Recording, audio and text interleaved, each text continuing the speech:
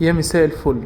انا يحيى هعمل لكم النهارده البطاطس البيوري بشكل صحي جدا من غير اي زبدة او دهون غير صحية او زيت.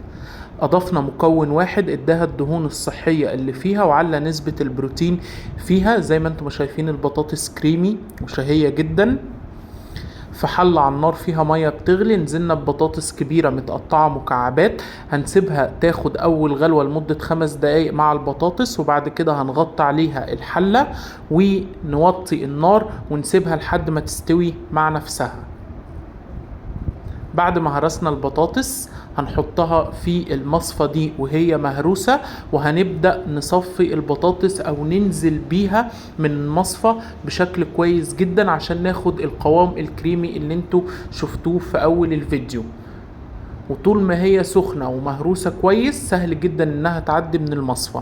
زي ما انتوا ما شايفين هنا كانت عدت من المصفى وخدت القوام الكريمي اللي كلنا بنحبه في البطاطس البيوريه بالشكل ده. زي ما انتم شايفين هي كريمي جدا اهي، بس مش هنحط عليها زبدة خالص لان احنا بنطبق كل الوصفات الغير صحية بشكل صحي، واحنا بنرفع الشعار بتاع الدايت مش حرمان، وناكل كل اللي نفسنا فيه. حطينا كوباية من الزبادي المتصفي كويس جدا من المية بتاعته على البطاطس البيوريه وقلبناه كويس جدا، وهو ده المكون اللي هيزود نسبة البروتين وهيدي للبطاطس الدهون الصحية. وهنا كنا قلبنا البطاطس مع الزبادي المتصفى كويس جدا، وهنا معانا معلقتين من اللبن. هنفضل نضيف حبة حبة من معلقتين اللبن ده ونشوف القوام بتاع البطاطس هو القوام اللي احنا بنشوفه في المطاعم بتاعة البطاطس البيوريه ولا لا. هنضيف الحبة التانيين من اللبن ونبدأ نقلب كويس جدا في البطاطس.